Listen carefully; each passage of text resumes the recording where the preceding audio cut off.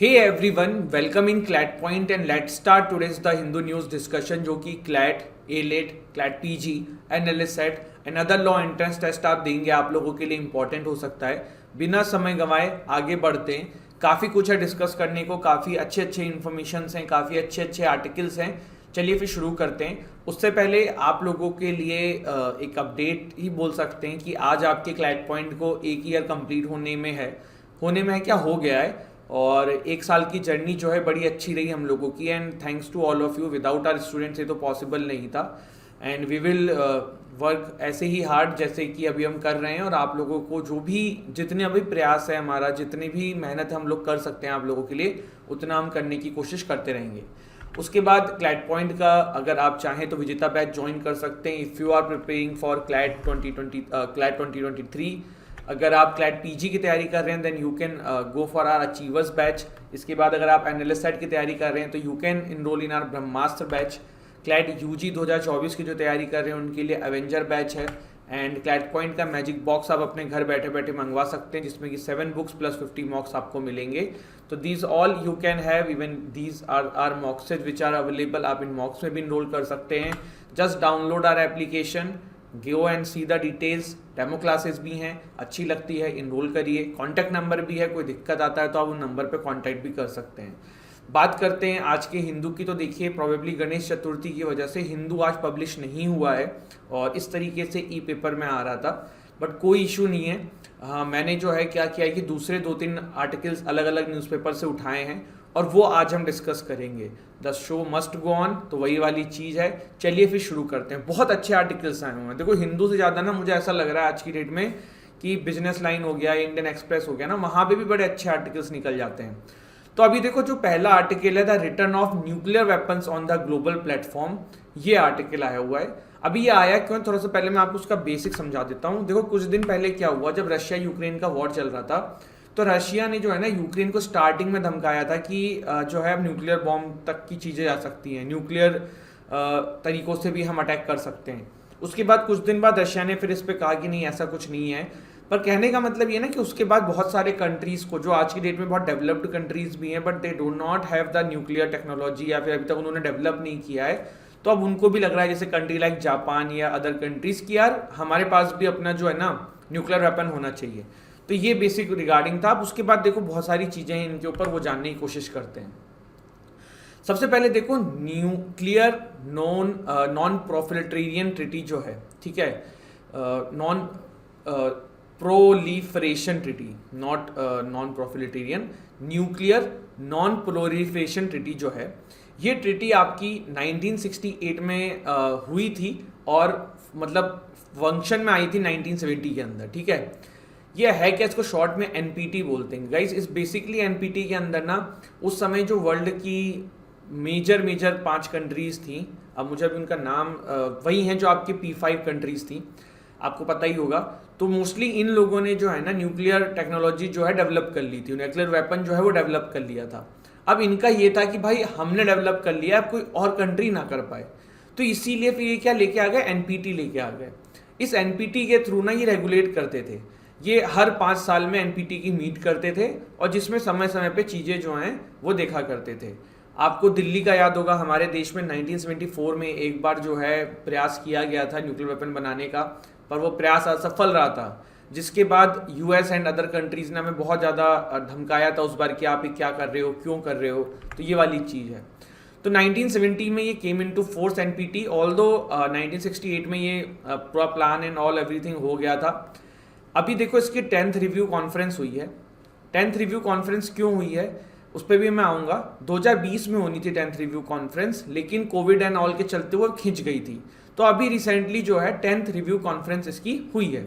वही एनपीटी के कॉन्फ्रेंस में क्या होता है, चर्चे के विषय रहते हैं कि यार नहीं बनना है, या फिर पर्टिकुलरली किसी रीजन को लेके बात होती रहती है।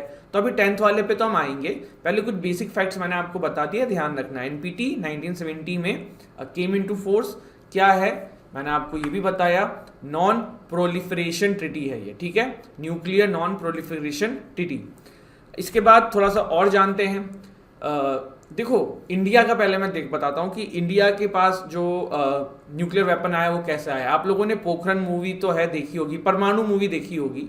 उसके अंदर आपने देखा था किस तरीके से चीज़ें हुई थी। ऑल्दो वो एक मूवी थी, फिक्शनल थी, लेकिन आप काफ़ी हद तक उससे रिलेट कर सकते हो, क्योंकि उस समय ऐसा हुआ था कि यूएस के ना इंटेलिजेंस जो है वो इंडिया के पीछे पड़ी हुई थी, और वो इंडिया में खुफिया अपने स्पाई उन्होंने तैनात कर रखी थी जो ये पता करते थे कि इंडिया में न्यूक्लियर वेपन्स आ रहा है कि नहीं आ रहा है।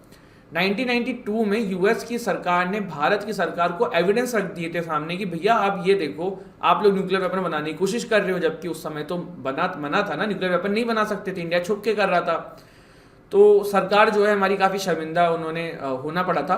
देन फाइनली फिर प्रॉपर जो है आपको पता ही है कि देर आए दुरुस्त आए, इंडिया में जो है वो न्यूक्लियर वेपन आ जाता है। तो यहाँ पे ये सारी चीज़ें, उसके बाद इंडिया पे सैंक्शन भी लगा था जब न्यूक्लियर वेपन आ गया था।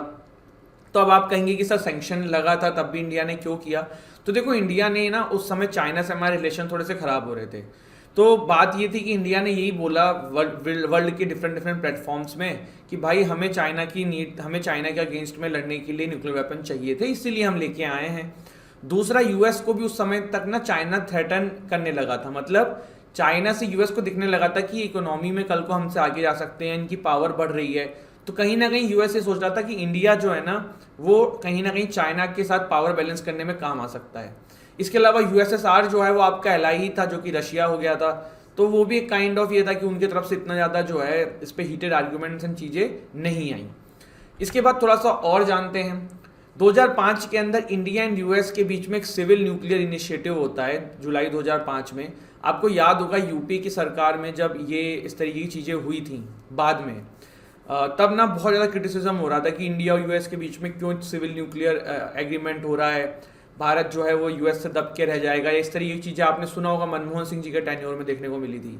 तो बाद में फिर ये आया कि आज की डेट में आप सोच लो, इतना समय हो गया उस एग्रीमेंट को, काफ़ी समय हो गया है, और उसके बावजूद भी ना एक न्यूक्लियर रिएक्टर हमने यूएस से नहीं खरीदा है।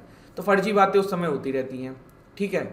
अब क्या है, देखो एक और बात है यहाँ पे कि पहले ना ये जो कंट्रीज थी जो आपकी जिनके पास न्यूक्लियर वेपन्स होते थे या एनपीटी लेके आई थी, आप ये सोचो कि इनमें कितना भी डिफरेंसेस था। जैसे कि यूएसए एंड यूएसएसआर की तो कभी नहीं बनती थी, लेकिन इस पॉइंट पे ना इन दोनों के बीच में कॉमन ग्राउंड होता था कि भाई किसी और को नहीं आने देना है।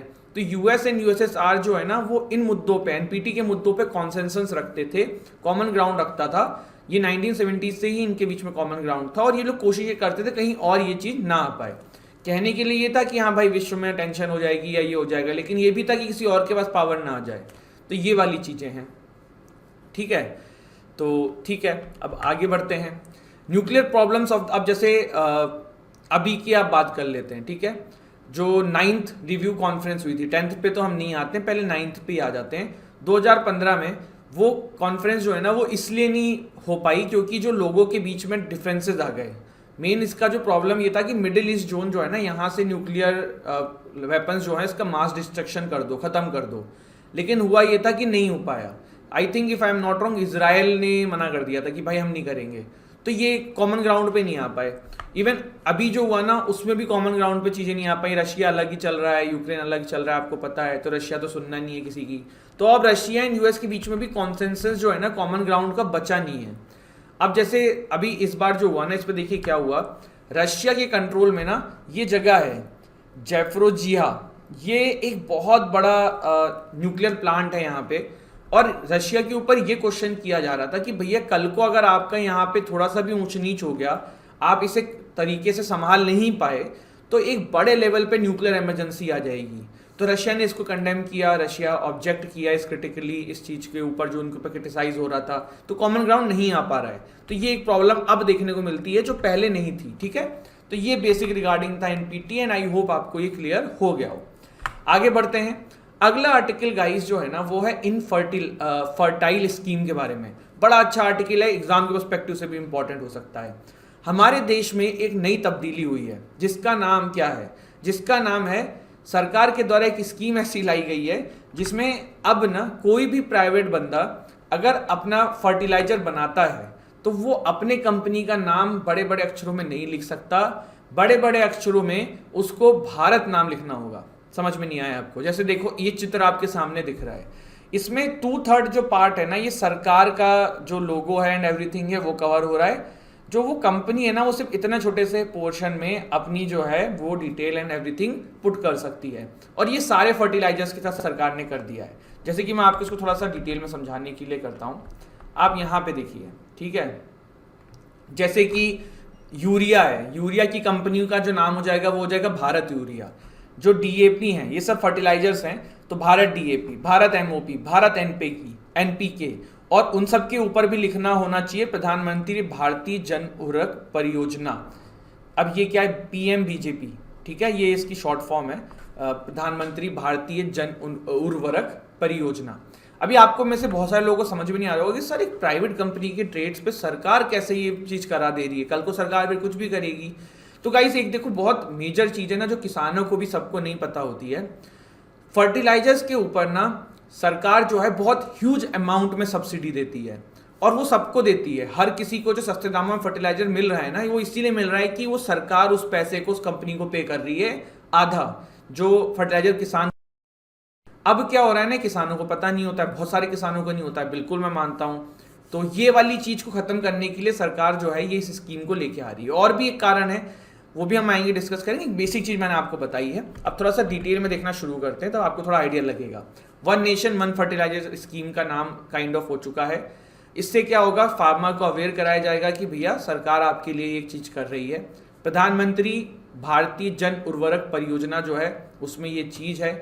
और दूसरी चीज क्या होगा, इससे भारत ब्रांड प्रमोट होगा। भारत मतलब एक इंडिया का एक होमोजीनियस ब्रांड हो सकता है, जो कि बाहर की कंट्रीज में अगर सेल आउट होता है तो अपने देश का नाम बढ़ेगा। Only standard government design packaging must be used, ये यहाँ पे एक वो है कंडीशन। 2/3 में मैंने आपको बताया कि पहले तो पीएमबीजेपी का लोगो होगा जो स्कीम का नाम है, उसके बाद जिस भी टाइप का वो फर्टिलाइजर है उसके आगे भारत लिख के उस फर्टिलाइजर का नाम, जो कंपनी है वो नीचे अपना छोटे से में अपना नाम एंड लोगो एवरीथिंग कर सकती है। तो ये चीजें हैं। अब आपको क्या लगता है कि इसका क्या फायदा है, क्या नुकसान है? तो सबसे पहली चीज तो ये हो जाएगा कि अब ना ये सबसे बड़ी चीज हो जाएगी कि जैसे आप ये मान लो कि आप जो है ये वॉलेट है मेरे पास, ठीक है, तो ये लोगो आपने देखा होगा, तो आपको पता है कि ये वॉलेट किस कंपनी का है। अब कोई पूमा का लेगा तो यहाँ पूमा बना होगा, ये यूसीबी का है तो यहाँ यूसीबी बना हुआ है, कोई और कंपनी का लेगा तो कोई और बनी रहेगी। अब कल को गवर्नमेंट ये कहते हैं कि भैया ये लोगो नहीं लगेगा, यहाँ पे सब पे सिर्फ भारत लिखा रहेगा, जितने वॉलेट आए चाहे लुइस विटॉन हो चाहे कुछ भी हो, सब पे भारत लिखा रहेगा। तो क्या आपको चलेगा ये? मतलब आपको तो चल जाएगा, चलो ठीक है सर, हमको सस्ते में मिल गया, लेकिन जो प्राइवेट कंपनीज उनका कितना नुकसान हो रहा है। फिर वो यूसीबी वाले इसको अच्छा बना रहे हैं, जो सड़क पे बेच रहा है वो भी बना रहा है लेकिन उसकी क्वालिटी खराब है, लेकिन जब सब पे भारत लिखा रहेगा तो पता कैसे पड़ेगा? तो डिफ्रेंशिएशन खत्म हो जाएगा। पहली चीज तो ये है। दूसरा देखो क्या है ना कि फर्टिलाइजर के मामले में एक चीज देखी जाती है कि जो किसान होते हैं ना वो साउथ से भी फर्टिलाइजर मंगाते हैं। जैसे कि कोई फर्टिलाइजर कंपनी है जो साउथ इंडिया की है बट वो बहुत अच्छा फर्टिलाइजर बनाती है, तो बहुत बार ऐसा देखने को मिलता है कि किसान जो है वहां से भी चीजें मंगवाते हैं। पर आपको एक बात पता है, जो फ्रेट का कॉस्ट होता है ना वहां से मान लो साउथ से नॉर्थ में आ रहा है, तो ये पैसा भी सरकार पे करती है। तो ये सब चीजें हैं। तो सरकार ने ये बोला भैया जब सब हमें ही पे करना है तो हम जो है इसमें अपना नाम रखेंगे। अभी देखिए जो राइटर हैं उन्होंने क्या रखा है, उन्होंने एक आंकड़ा रखा है कि देखो 2.25 लाख करोड़ की ये पूरी सब्सिडी जाती है फर्टिलाइजर में सरकार की, उसमें से सिर्फ 6 करोड़ का पोर्शन जो है वो फ्रेट कॉस्ट होता है। तो आप ये तो मत बोलिए कि फ्रेट कॉस्ट के लिए आपने ये किया है। अकॉर्डिंग टू द राइटर वो बोले कि ये तो भाई पॉलिटिकल माइलेज के लिए है, लेकिन ये तो फिर वही इनके विचारधाराएं अपने पॉइंट ऑफ व्यू है, वो एग्जाम के पर्सपेक्टिव से इंपॉर्टेंट नहीं है। अब देखो इसमें एक प्रॉब्लम जो मेजर दिखेगी ना वो ये होगी कि देखो जो कंपनीज हैं जो जैसे यूसीबी वाले थे, अब इनको ऐसा कह देंगे तो क्या ये यूसीबी का प्रमोशन करेंगे? नहीं करेंगे भैया, जब सब जगह भारत ही लिखा है तो यूसीबी का प्रमोशन करने से थोड़ा बिकने वाला है। तो कहने का मतलब ये है कि अब फर्टिलाइजर कंपनीज मार्केटिंग बंद कर देगी, जागरूकता नहीं आएगी लोगों के अंदर, किसानों को जो अलग अलग जानकारी मिलती थी वो नहीं मिलेगी। इसके अलावा क्या होगा, जैसे पहले यूसीबी जो है मतलब इस तरीके से बना रहा था, फिर डिजाइन चेंज करेगा, ये करता वो भी बंद कर देगा, जो सब पे भारत ही लिखा रहेगा। तो ये पर्स से मैं आपको समझाने की कोशिश कर रहा हूँ, आप को रिलेट कर सको। अब फर्टिलाइजर कंपनीज जो है वो एक्सपेरिमेंट नहीं करेंगे, वो कुछ नया चीज उसमें ढूंढने की कोशिश नहीं करेंगी। क्या पता कुछ बहुत अच्छा ढूंढ लेते, क्या पता कुछ नई चीज मिलती, तो वो वाली चीज जो है वो खत्म हो जाएगी। दूसरी चीज एक ये भी हो सकती है कि कल को धीरे धीरे फर्टिलाइजर बिजनेस में जो बिजनेसमैन है वो इस बिजनेस को क्लोज कर दें, वो छोड़ दें। तो ये सारी चीजें जो हैं आपने एक समय में चीजें जानी। दूसरी देखो, प्राइवेट प्लेयर्स के आने से जो है ना मार्केट में अपने आप स्पीडली काम होता है और चीज़ें बेटर होती हैं। जैसे कि आपके सामने एग्जांपल है, देयर वाज अ टाइम जब से बीएसएनएल था, तब भाई मनमानी चीज़ें चलती थी बीएसएनएल की। उसके बाद मार्केट में प्लेयर्स आए, जियो आया, क्या रिवॉल्यूशन लेके आया भाई, डेटा का क्या रिवॉल्यूशन लेके आया। आज जियो को आप और हम कितना भी गरिया दें, कितना भी गाली दे दें, लेकिन आप एक सिंपल सी बात समझो, जियो से पहले मुझे आज भी याद है, जब मैं कॉलेज में फर्स्ट ईयर में था, 250 रुपये का 1 GB इंटरनेट पूरे महीने चलाता था। यूट्यूब खोलना मतलब वो सौभाग्य की बात हो गई कि यूट्यूब पे कोई वीडियो देख ली, अदरवाइज यूट्यूब पे वीडियो नहीं देखी जाती थी। व्हाट्सएप चैट पे ही पूरा 1 GB खत्म हो जाता था 1 महीने में। वो एक जमाना था। आज की डेट में देखो डेटा को क्या रिवोल्यूशनाइज किया गया है जियो के द्वारा। हुआ है कि नहीं हुआ है? आप फ्लाइट को देखो, पहले एयर इंडिया रहा या कोई भी फ्लाइट थी, बहुत अनजाना पैसा, अनसंट पैसा, ना सुविधा ना कुछ। आज की डेट में देखो, जब फ्लाइट के अंदर, एविएशन के अंदर प्राइवेट सेक्टर्स हैं, तो आप देख रहे हो। सेम चीज आप कैब में देख लो यार, ओला उबर में कम से कम आपके सामने पूरा लिस्ट तो रहता है। अभी रिसेंटली मुझे शिफ्टिंग करनी थी, हमारा ऑफिस का जब शिफ्ट हो रहा था, तो मैंने देखा एक पोर्टर करके भी एक आ गया है भाई, आप सामान भी शिफ्ट करवा लो। तो कहने का मतलब, ये पोर्टल मतलब जैसे जो हम वो करते हैं ना, गाड़ी जो लॉरी होती है जो सामान उठा के ले जाती है, तो पहले हम उसको मार्केट से करने जाते थे भाई, बहुत अनसन पैसा मांगता था। अब वो एप्लीकेशन से करो, पूरा रास्ता भी ट्रैक हो रहा है, कहाँ से कहाँ सामान पहुंच रहा है। तो प्राइवेट प्लेयर्स जब आते हैं तब चीज़ें बेटर होती हैं। ठीक है, तो ये वाली चीज़ है। तो अभी ये सारी बातें थी जिस पे बातें बोली गई हैं। राइटर के अकॉर्डिंग तो भैया ये पॉलिटिकल माइलेज है, लेकिन ये फिर वही बात है, ये पॉलिटिकल बात है और ये इनके विचार हैं, इस पर हम कुछ नहीं कर सकते हैं। मोटा मोटा फिर से मैं समझा देता हूँ, भारतीय जन उर्वरक परियोजना ऊपर लिखा रहेगा प्रधानमंत्री में, कहीं पे इंग्लिश में लिखा हो सकता है ये। अब जैसे यूरिया है तो भारत यूरिया, अगर कोई और प्रोडक्ट है तो भारत वो, यहाँ पे उस कंपनी का नाम हो जाएगा। और ये जितना भी फंडेड पैसा आ रहा है वो ऑफकोर्स टैक्स पेयर्स के पैसा से ही हो रहा है, आपके हमारे। अभी देखो एक और क्रिटिसिज्म हो रहा है हमारी गवर्नमेंट का, जो कि मुझे भी जायज़ लग रहा है। जायज़ लग रहा है कि देखो अभी इन्फ्लेशन इतना ज़्यादा है, फर्टिलाइजर की कीमत भी बहुत बढ़ गई है, पर सरकार जो है ना 1 रुपया बढ़ाने को तैयार नहीं हो रही है फर्टिलाइजर में। लेकिन हर तरफ पैसा बढ़ रहा है, लेकिन फर्टिलाइजर में पैसा नहीं बढ़ा रही है, क्योंकि उनको डर है कि जहाँ ये बढ़ाएंगे किसान जो है वोट बैंक चला जाएगा, ऐसा राइटर का कहना है। तो ये चीज़ है।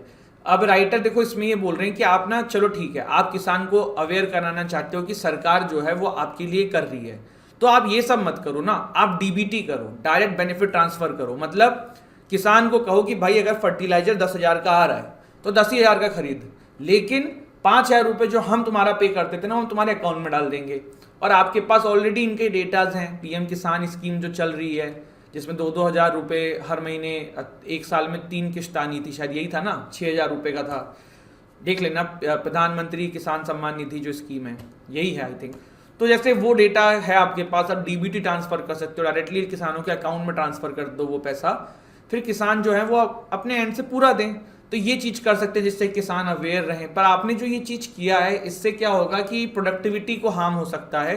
जो कंपनीज इस बिजनेस में वो धीरे धीरे लैक ऑफ इंटरेस्ट के लिए अपने बिजनेस को कम कर सकती हैं, क्वालिटी पे भी गिरावट आ सकती है।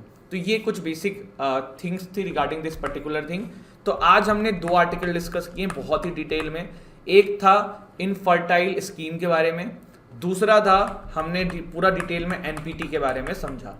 आई होप गाइज आपको सेशन अच्छा लगा हो, and thank you so much यार, आप लोगों ने हम पे ट्रस्ट बनाए रखा, इतने दिन से, इतने समय से आप लोग हमारे साथ जुड़े रहे, और आई होप ऐसे ही आगे जुड़ें।